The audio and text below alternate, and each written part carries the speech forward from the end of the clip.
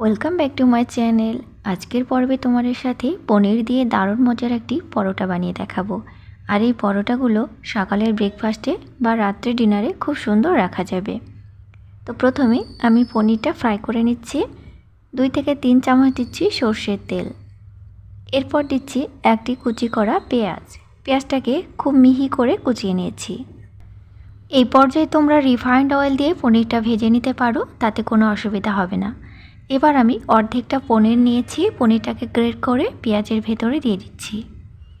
এই পর্যায়ে পনিরটা এইভাবে গ্রেট করে দিলে পরোটাগুলো বানানো খুব সহজ হয় আর কোনো শক্ত অংশ থাকে না।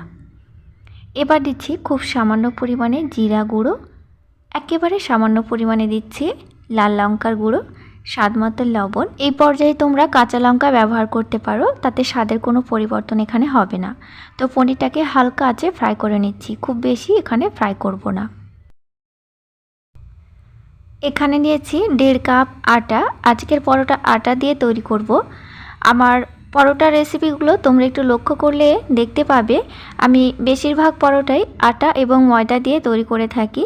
আটা দিয়ে পরোটা খেতে ভীষণ ভালো লাগে। তো এবার আমি সামান্য পরিমাণে কালো জিরা দিলাম আর দিলাম স্বাদ মতো লবণ আর 2 চামচ রিফাইন্ড অয়েল। এখানে লবণটা অবশ্যই ব্যবহার করতে হবে, তাহলে পরোটার ভেতরে খুব সুন্দর টেস্ট পাওয়া যাবে। শুকনো উপকরণগুলো হাত দিয়ে ডলে মেখে নিয়েছি। এবার অল্প অল্প জল দিয়ে আটা মেখে নেব। এই পর্যায়ে অল্প অল্প জল দিতে হবে। এই পর্যায়ে জল একেবারে অল্প অল্প করে দিতে হবে।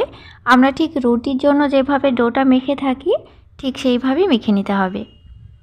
দেখো খুব সফট করে ডোটা মেখে নিয়েছি। এবার ছোট ছোট করে লেচিগুলো কেটে নেব। এইভাবে লেচিগুলো কেটে নিলে পরোটাগুলো এক সাইজের হবে, আবার খুব তাড়াতাড়িও তৈরি হয়ে যাবে। তো আমি একটা ছুরি দিয়ে কেটে নিচ্ছি, তোমরা হাত দিয়ে ছোট ছোট টুকরো করে ভাগ করে নিতে পারো।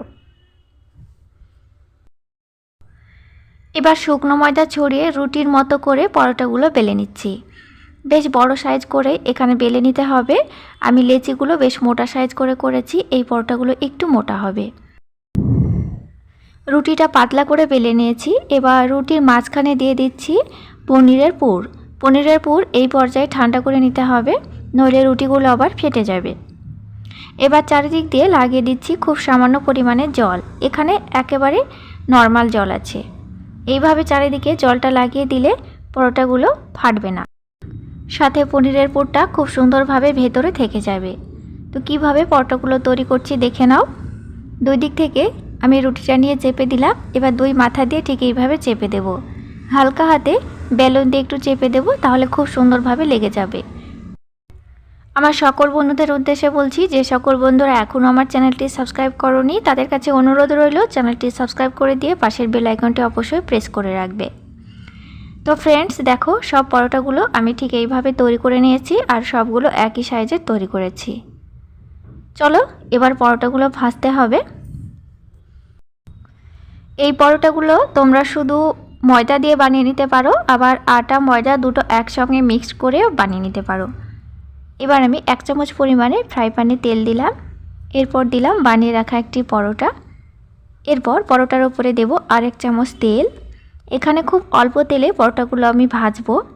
খুব যে বেশি তেল লাগবে তাও কিন্তু নয়, আর ঝটপট এই পরোটাগুলো বানানো হয়ে যায় আর পেটও ভরে। তো এবার উল্টে পাল্টে পরোটাগুলো আমি সেঁকে নিচ্ছি।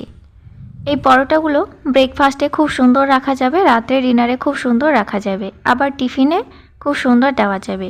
দেখে মনেই হবে না এগুলো আটা দিয়ে তৈরি করা। দেখো বন্ধুরা, পরোটাগুলো সবগুলো ভেজে নিয়েছি।